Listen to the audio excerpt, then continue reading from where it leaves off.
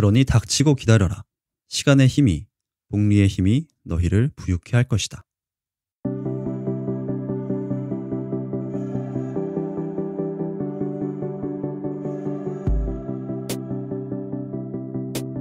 네, 안녕하세요. 밀레니얼 책방입니다.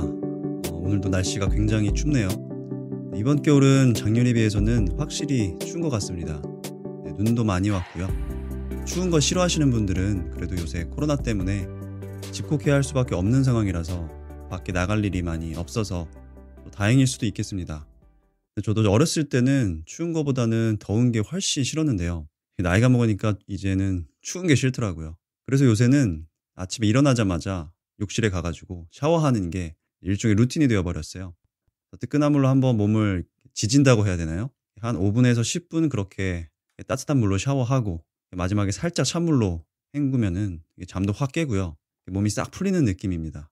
그리고 나서 거실 소파에 앉아가지고 따뜻한 차 한 잔 마시는 그 시간이 제 일상에 굉장히 소중한 낙입니다. 왜냐하면 그 시간이 아직 제 아내가 자고 있는 시간이거든요. 제가 아내보다 보통 한 2시간 정도 일찍 일어나기 때문에 집에서 고독을 즐길 수 있는 유일한 시간이기도 합니다. 네, 무슨 소리는 잘 모르겠는데 어차피 와이프는 이 방송 안 들으니까요. 괜찮습니다. 오늘도 아무튼 추운 날씨에 밥벌이 위해서 출근하시는 모든 또 아빠, 엄마들, 또 집에서 아이들 챙기시면서 또 일도 해야 하는 부모님들 화이팅 하시기 바랍니다. 오늘 설명드릴 내용은 진짜 중요한 부분이에요. 실제로 돈을 벌 수 있는 멘탈이 과연 무엇인지 알려드리는 시간이니까요. 오늘은 잘 들어보셨으면 좋겠습니다. 오늘은 4장에서 6장까지의 내용을 하나의 키워드로 설명해 드릴 겁니다. 제가 하나씩 읽어드리면요. 먼저 4장의 제목은 시간이 너희를 부유케 하리니, 5장은 부자가 될 것인가, 부자로 남을 것인가, 6장은 꼬리가 몸통을 흔든다 입니다. 각각의 챕터마다 또 내용이 있고 제가 설명도 해드릴 건데 저는 이 세 개의 주제를 하나의 키워드로 설명하려고 합니다. 한마디로 말하면 존버입니다. 네, 잘 아시죠? 존버. 너무 흔하고 뻔한 얘기가 될 수도 있지만 저자는 이게 왜 가장 강력한 방법인지 또 효율적인 방법인지 여러 근거와 또 사례를 통해서 아주 논리적이고 설득력 있게 설명하고 있어요. 역시 또 기자 출신답게 글이 아주 쏙쏙 잘 읽힙니다. 네, 그럼 한번 본문 내용 소개해 드리도록 하겠습니다. 자, 먼저 4장 시간이 너희를 부유케 하리니 내용입니다. 이 4장 첫 페이지에 등장하는 구절이 있습니다. 제가 읽어드릴게요. 어마어마한 결과를 가져오기 위해 어마어마한 힘이 필요한 것은 아니다. 네, 저자는 이걸 설명하기 위해서 지구의 빙하기가 왜 발생하는지에 대한 연구를 제시합니다. 이 사례가 아주 흥미로운데요. 간단히 설명을 드리면 그동안 빙하기가 왜 생기는지에 대한 다양한 의견이 과학자들 간에 있었다고 합니다.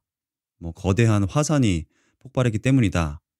등등 여러 가지 설이 있었는데요. 그럼에도 불구하고 이 빙하기가 왜 주기적으로 발생했는지 명쾌하게 설명하는 이론은 없었다고 해요. 자, 그런 와중에 러시아의 기상학자 블라디미르 코펜이라는 분이 그 원인을 밝혀냈다고 합니다. 그것은 바로 평소보다 약간 서늘한 여름이다 라는 건데 한번 책 본문을 읽어드릴게요. 문제는 여름이 충분히 덥지 않아 지난 겨울에 온 눈을 녹이지 못하면서 시작된다. 남은 얼음층은 이듬해 눈이 축적되기 쉽게 하고 그러면 그 다음 여름에도 눈이 사라지지 않을 확률이 커진다. 이는 다시 그 다음 겨울에 더 많은 눈이 축적되게 만든다. 눈이 많으면 태양광선을 더 많이 반사시키고 그러면 냉각 효과는 더 심해지고 이는 다시 더 많은 눈을 내리게 하는 시기다. 수백 년이 지나면 계절마다 쌓인 눈이 대륙 빙하가 되어 흘러내리기 시작한다. 똑같은 일이 반대 방향으로도 일어난다. 궤도가 기울어지면 더 많은 햇빛을 받아들여 겨울에 쌓인 눈을 더 많이 녹이고 그러면 그 다음 해에 반사시키는 빛의 양이 줄어들고 이는 기온을 높이고 이듬해 더 많은 눈이 오지 못하게 막는 시기다. 이것이 바로 주기가 된다. 자, 그 다음에 저자는 이렇게 해설을 합니다. 여기서 놀라운 것은 비교적 작은 조건의 변화로 얼마나 큰일이 벌어질 수 있는가 하는 점이다. 우리가 빙하기에서 얻을 수 있는 교훈은 이렇다. 어마어마한 결과를 가져오기 위해 반드시 어마어마한 힘이 필요한 것은 아니라는 사실이다. 작은 것이 불어나면, 그러니까 작은 성장이 미래 성장의 동력 같은 역할을 하게 되면 그 출발점이 거의 논리를 거부하는 것처럼 보일 정도로 비상한 결과를 낳을 수 있다. 너무나 비논리적이기 때문에 무엇이 가능하고 어디서 성장이 만들어지고 어떤 결과를 낳을 수 있는지 과소평가하게 된다. 돈도 마찬가지다. 자, 이 내용을 읽어보시면 생각나는 단어가 하나 있으실 거예요. 저는 나비 효과라는 말이 생각났습니다. 네, 나비 효과 뭔지 아시죠? 어떤 나비의 날갯짓이 훗날 토네이도를 일으킬 수 있는 그 원인이 될 수 있다라는 건데요. 자, 우리는 지금 그 나비 효과를 너무나 절감하면서 살고 있죠. 우리가 이 중국의 우한이라는 작은 도시에서 발생한 그 코로나 바이러스, 뭐 박쥐한테서 생겨났다고 하는데, 그 정말 그 박쥐들한테 있는 조그만 그 바이러스 때문에 이게 지금 전 세계가 락다운 될지 그 누가 상상을 했겠습니까? 그 영향력이 어마어마하게 커져갔죠. 전 세계가 락다운되고 바이러스가 퍼지고 바이러스가 중국에 퍼지고 그 이동한 사람들이 또 전 세계로 퍼지고, 그래서 전 세계가 지금 락다운됐고 경제가 침체되고 또 돈을 풀고 또 그 돈을 푼 것 때문에 지금 주식이나 어떤 자산들이 상승하고, 이 1년 사이에 우리가 경험한 일들이 그냥 이 나비 효과를 정말 제대로 체험한 일이 아닌가 싶습니다. 그래서 저자든 이 나비 효과의 성공 사례를 이 바로 워렌 버핏에 적용합니다. 뭐 가장 유명한 또 가장 성공한 투자자죠. 자, 책의 본문 내용을 또 한번 읽어드리겠습니다. 워렌 버핏이 부를 쌓은 과정을 다룬 책은 2,000권이 넘는다. 그중 다수가 훌륭한 책이다. 그러나 가장 간단한 사실에 주목한 책은 거의 없다. 버핏이 그렇게 큰 재산을 모은 것은 그가 그냥 훌륭한 투자자여서가 아니라 말 그대로 어릴 때부터 훌륭한 투자자였기 때문이라는 사실 말이다. 자, 이 내용을 말하면서 저도 몰랐던 사실인데 버핏의 순자산이 뭐 현재 기준으로 845억 달러라고 합니다. 네, 뭐 버핏이 세계적인 부자라는 건 다 알고 있죠. 놀라운 사실이 뭐냐면 845억 달러 중에 815억 달러, 거의 90%가 넘는 부분이죠. 그 대부분의 자산이 60대 중반 이후에 생겼다는 거예요. 60대 중반이면 정말 대부분 뭐 사회생활에서 은퇴하시고 인생 후반전이다, 한참 후반전이죠 라고 생각할 때인데, 이분은 자기의 부를 이때부터 만들어 왔다는 거예요. 자, 그러면서 이렇게 말합니다. 워렌 버핏은 경이로운 투자자다. 그러나 그의 성공을 모두 투자 감각덕으로만 돌린다면 핵심을 놓치는 것이다. 성공의 진짜 열쇠는 그가 무려 75년 동안 경이로운 투자자였다는 점이다. 만약 그가 30대에 투자를 시작해서 60대에 은퇴했다면 그의 이름을 들어본 사람이 거의 없을 것이다. 자, 그러면서 또 한 명의 유명한 투자자인 짐 사이먼스와 비교를 합니다. 자, 이분이 헤지펀드 르네상스 테크놀로지의 리더인데 무려 연수익률이 66%래요. 그러니까 워렌 버핏이 대략 연평균 수익률이 22% 정도인데 거의 3배죠. 그런데도 이 짐 사이먼스는 버핏보다 75%나 총 자산에서 부족합니다. 왜 그럴까요? 이 사이먼스는 바로 50살이 넘어서야 이런 결과가 나오기 시작했대요. 그러니까 그가 돈을 불릴 수 있었던 그 기간이 버핏의 절반도 되지 못했던 겁니다. 그러니까 워렌 버핏이 최고의 투자자인 이유는 빨리 시작해서라는 거예요. 그리고 더 중요한 건 지금도 하고 있다는 얘기입니다. 사실 이 복리 효과는 모든 재테크 서적, 투자서에서 강조하는 내용입니다. 사실 저는 문과 출신이라 그런지 복리라고 하면은 조금 수학적인 느낌을 주는 단어라서 그렇게 썩 와닿지는 않아요. 네, 그래서 저는 눈덩이라는 단어를 더 좋아합니다. 이 성경에서도 하나의 씨앗이 땅에 떨어지면 10배, 100배, 1000배의 열매를 맺는다라는 비유가 있거든요. 뭐 올해 겨울에도 눈이 진짜 많이 왔잖아요. 저 어렸을 때는 참 눈사람도 만들고 친구들끼리 놀 게 없으니까 밖에서 눈싸움하고 그러고 놀았는데, 진짜 초반에만 이 눈 만드느라고 막 손이 시렵고 고생하지, 어느 정도 사이즈가 되면은 진짜 그냥 슬슬 밀고 발로 굴리기만 해도 눈덩이가 알아서 커지죠. 그러니까 투자는 눈덩이를 빨리 그리고 끝까지 굴리는 사람이 무조건 이길 수밖에 없는 게임이라는 얘기입니다.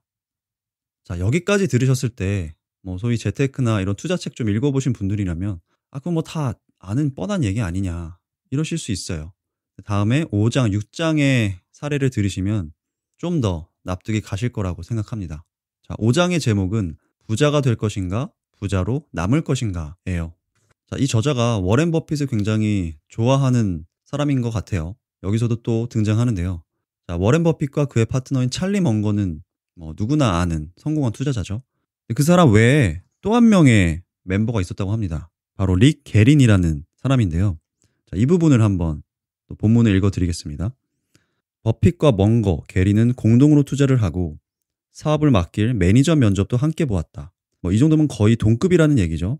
그런데 그러다가 게리는 사라져버렸다. 적어도 버핏과 멍거의 성공에 비하면 그랬다.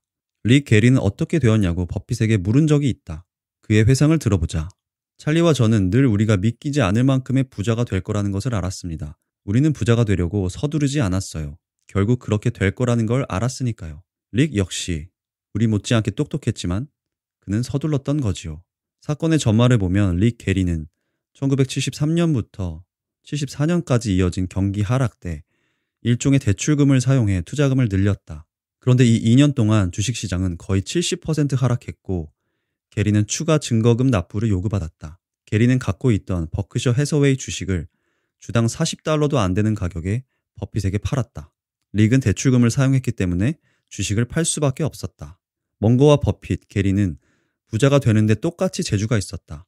그러나 버핏과 멍거는 부자로 남는 재주까지 추가로 갖고 있었다. 시간이 지났을 때 가장 중요한 재주는 바로 이것이다. 그러니까 비투가 위험한 이유가 이런 것 같아요. 그러니까 스스로를 궁지에 몰거든요. 그러니까 투자를 본인 스스로 불리한 게임으로 만들어버려요. 왜냐면 시장 자체는 어쩔 수 없이 변동성이 있기 마련인데 이 비투는 짧은 기간에 수익을 내야 되거든요. 그러니까 꼭 한 가지 가능성에만 집중해야 되는 거거든요. 그러니까 안 오르면 나는 그냥 죽는 거예요. 그러니까 일도 안 잡히고 맨날 차트 쳐다보고 그러니까 혼자 기우제 지내는 거죠. 근데 저는 우리가 돈을 버는 이유가 이 자유로움과 안정감을 얻기 위해서라고 생각하거든요. 그렇지 않나요? 우리가 돈 자체를 좋아하는 게 아니라 돈이 주는 그런 자유로움. 내가 하기 싫은 일 안 해도 되고 남들한테 싫은 소리 듣지 않고 내가 하고 싶은 대로 할 수 있는 자유가 있는 거잖아요. 그리고 내가 떨어지지 않는 자산에 투자했을 때 심리적으로 안정감이 생기잖아요. 그래서 주식이든 부동산이든 뭐 암호화폐든 모든 투자는 다 결국 돈 벌려고 하는 일인데 그 돈을 버는 과정에서 굳이 막 타짜처럼 내 손모가지를 다 걸 필요는 없을 것 같아요. 너무 후달리잖아요. 자, 그래서 5장은 이렇게 워렌 버핏과 릭 게린의 차이를 들어서 누가 진짜 부자로 남을 수 있는 사람인지를 설명하고 있습니다. 그러니까 진짜 부자가 되는 사람들은 부자가 되려고 결코 조급하지 않다는 거예요. 왜냐하면 자기가 부자가 될 것을 믿고 있으니까 조급해할 필요가 없죠. 자, 그럼 이어서 6장 꼬리가 몸통을 흔들다 본문을 읽어드리겠습니다. 자, 여기서는 월트 디즈니의 사례가 등장하는데요. 본문 읽어드리겠습니다. 애니메이션 증기선 윌리를 통해 월트 디즈니는 유명세를 떨쳤다. 그러나 사업가로서의 성공은 또 다른 이야기였다. 디즈니의 첫 번째 스튜디오는 파산했다. 디즈니 영화는 가공할 만큼의 제작비가 들었고 터무니없는 조건으로 자금을 조달했다. 1930년대 중반까지 디즈니는 400편이 넘는 만화 영화를 제작했는데 대부분 분량이 짧았고 관객들의 사랑을 받았으나 큰 손해를 보았다. 이 모두를 바꿔놓은 것이 백설공주와 일곱 난쟁이였다. 1938년 상반기 동안 이 영화가 벌어들인 수입 800만 달러는 회사가 이전에 벌어들인 어떤 수입보다 10배는 큰 금액이었다. 아카데미 상까지 받은 월트 디즈니는 이름이 알려지는 수준이 아니라 말 그대로 유명 인사가 됐다. 1938년 월트 디즈니가 제작한 영화는 수백 시간 분량이었다. 그러나 사업적으로 따졌을 때 중요한 것은 백설공주와 일곱 난쟁이 오직 83분에 불과했다. 자, 이어서 벤처 캐피털 부분입니다. 어느 벤처 캐피털이 50곳에 투자했다면 절반은 실패하고 10곳은 꽤 괜찮은 수익을 내고 한두 개는 대박이 나서 펀드 수익률의 100%를 견인할 것으로 예상한다.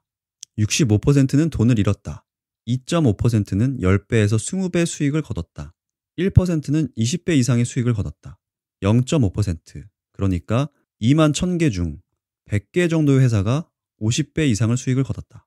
벤처 캐피털 업계 수익의 대부분은 바로 여기에서 나왔다. 저자가 말하는 이 꼬리가 몸통을 흔든다 라는 내용이 바로 이거죠. 더 안전하고 더 예측 가능하고 더 안정적인 수익을 원한다면 대형 상장 기업에 투자해야 한다. 하지만 기억하라. 꼬리가 모든 것을 좌우한다. 시간이 지나고 보면 대형 상장 기업의 성공 분포 역시 벤처 캐피털과 크게 다르지 않다. 상장 기업 상당수는 실패작이고 단 몇몇만이 손에 꼽을 정도의 대단한 승자가 되어 주식시장 수익률의 대부분을 책임진다. 자, 이 내용을 읽으니까 저는 2000년대 초반에 IT 버블이 있을 때 한국 IT 기업들이 생각이 났습니다. 당시에 야후 같은 인터넷 포털 기업이 어마어마한 잠재력이 있었죠. 주가도 치솟았고요. 한국도 마찬가지였습니다.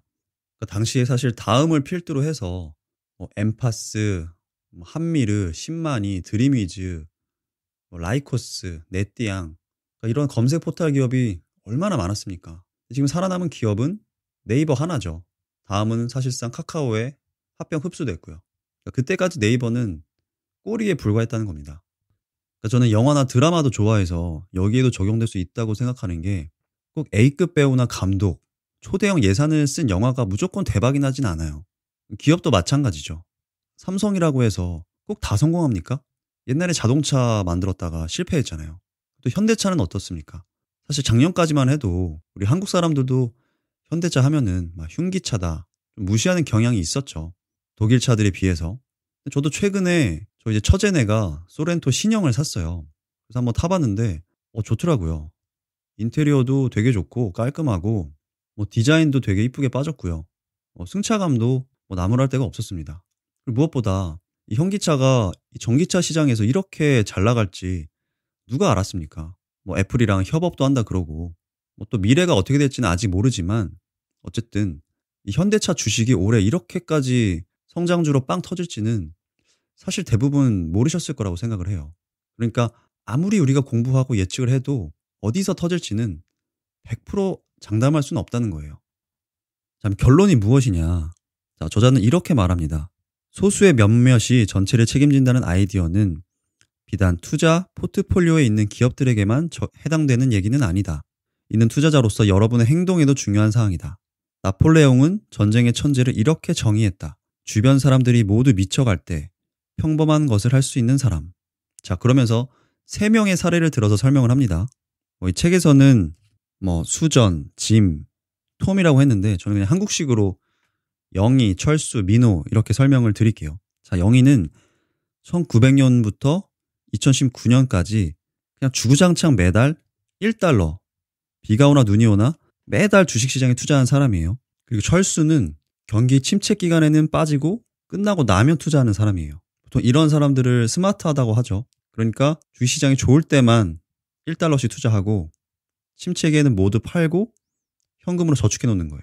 그리고 끝나고 나면 다시 투자하는 사람입니다. 그리고 마지막으로 민호는 경기 침체가 없을 때는 1달러를 주식에 투자하고 경기 침체가 시작되면 6개월 후에 주식을 팔고 침체가 끝나고 나서 6개월 후에 다시 투자하는 사람이에요.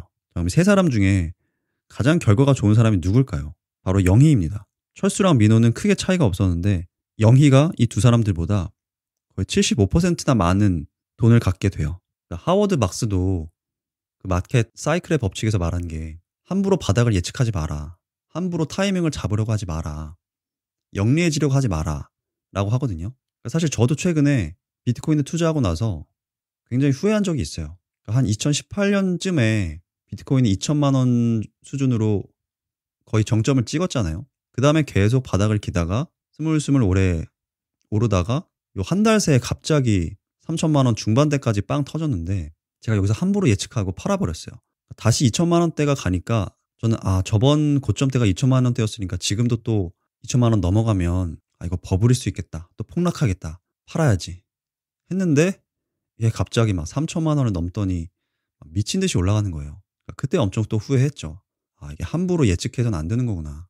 진짜 뼈아픈 건 뭐냐면 그 상승장의 시간이 다시 돌아오지 않는다는 거예요. 일단 발을 담궈야 됩니다.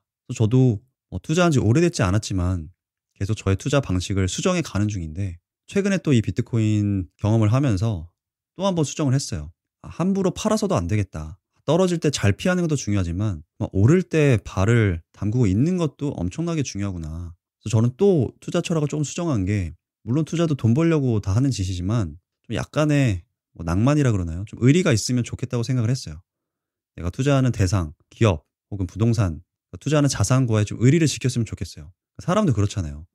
내가 막 잘 될 때는 막 친하게 지내다가 내가 좀 안 풀리거나 힘든 일이 있으면 막 연락 끊기고 나 몰라라 하는 친구 있으면 정이 안 가잖아요. 그래서 저는 제가 투자하는 대상이 분명히 장기적으로 가치가 있다라고 생각을 하면 웬만해서는 안 팔려고 합니다. 그러니까 물론 그 기업의 가치가 떨어지거나 이제 더 이상 성장이 끝났다고 판단했을 때는 팔아야겠죠. 하지만 그 분명한 판단의 기준이 내려지기 전까지는 저는 투자하는 대상과의 의리를 좀 지켜가는 것도 좀 동행하는 관점에서 길게 보는 게 저한테는 좀 더 맞는 것 같더라고요. 그러니까 결국 제 주변을 보면 잘 되는 사람들은 공통점이 있더라고요. 꾸준한 사람이에요. 비가 오나 눈이 오나 운동하는 사람이 몸이 변하고요. 몸이 좀 아파도 자기 가게 지키고 있는 사람이 돈을 법니다. 그리고 공부할 때도 좀 졸리고 집중 안 돼도 뭐 월드컵이 있건 뭐 손흥민 경기가 있건 뭐 불꽃놀이 축제가 있건 그냥 집중 안 돼도 그냥 엉덩이 붙이고 그냥 공부하는 사람이 결국 원하는 결과를 얻더라고요. 그래서 저는 뭐 암호화폐도 투자하고 있고 주식에도 투자하고 있어요. 월 수입에서 얼마를 떼서 계속 꾸준히 하고 있는데 물론 지금은 슬슬 버블이 올라오고 있다고 저도 개인적으로 판단을 합니다. 그래서 추가 매수보다는 지금은 현금 비중을 늘리려고 하고 있는데요. 그래도 지금 갖고 있는 주식을 함부로 팔지는 않으려고 해요. 왜냐면 저도 이 부자가 되는 과정을 길게 보고 있기 때문에 적어도 제가 갖고 있는 이 자산들이 미래에 더 성장할 가치가 있는 자산이라면 좀 꾸준히 갖고 가는 게 훗날 더 큰 열매를 가져다 주지 않을까 그렇게 생각하고 있습니다. 자, 그래서 마지막으로 제가 지금까지 말씀드린 모든 내용을 함축적으로 담고 있는 책의 본문을 읽어드리고 마치겠습니다.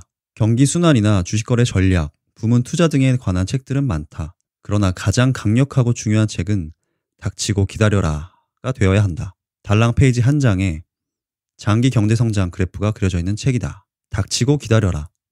사람들은 언제나 최고 수익률을 원한다. 한 방을 원한다는 거죠. 그러나 오랜 시간 성공을 유지한 사람들은 최고 수익률을 내지 않았다. 그들은 꾸준한 투자율을 보였다. 오랫동안 괜찮은 수준의 수익률을 유지하는 것이 훨씬 더 나은 결과를 낳는다. 그러니 닥치고 기다려라. 시간의 힘이, 복리의 힘이 너희를 부유케 할 것이다.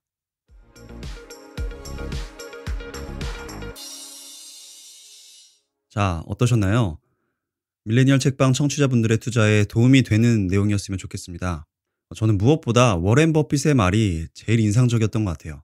우리는 부자가 되는 것을 확신했기 때문에 조급하지 않았다. 우리는 부의 추월차선, 뭐 인생 역전, 대박 이런 말들을 좋아하잖아요. 하지만 부자가 되는 데에는 분명히 어느 정도의 시간이 필요합니다. 집 사기 위해서 돈을 모을 때도 어느 정도의 종잣돈이 필요하고요. 사업체를 이루는데도 시간이 걸리고요. 투자금을 모으는데도 시간이 걸립니다. 그 다음에는 좋은 자산에, 좋은 사업체에 투자하기만 하면 그 다음에는 시간이 우리 편이 되어주는 거죠. 그러니까 우리가 KTX 타고 서울에서 부산 갈 때 그냥 눈 감고 잘 수 있는 이유는 3시간 정도만 기다리면 부산에 도착한다는 걸 알기 때문이잖아요. 그걸 믿는 거죠. 사실 저도 말은 이렇게 하지만 쉽지는 않아요. 저도 예전에는 하루에 몇 번씩 막 주식이랑 암호화폐 잔고 들여다봤거든요. 그러니까 진짜 이거는 아니다 싶어서 제가 아예 하루에 이 잔고를 들여다보는 횟수를 정해놨습니다. 하루에 5번, 3번 이런 식으로 점점 줄여나가다 보니까 지금은 하루에 1번 볼까 말까 해요. 그냥 뉴스 좀 훑어보고요. 그냥 안 보고 넘어갈 때도 있고요. 코로나 때문에 강제 집콕을 하는 이런 시기에 우리 밀레니얼 청취자분들도 주말에는 가족들과 진짜 즐겁고 기억에 남는 시간 많이 만드셨으면 좋겠습니다. 저는 이번에 또 경기도민으로서 재난지원금 10만 원이 생겨서 또 아내랑 어떤 맛있는 거를 밖에서 사 먹을까 또 행복한 고민을 할 것 같습니다. 네, 좋은 주말 보내시고요. 오늘 방송 내용이 마음에 드셨다면 구독과 좋아요 부탁드리겠습니다. 네, 지금까지 밀레니얼 책방이었습니다. 감사합니다.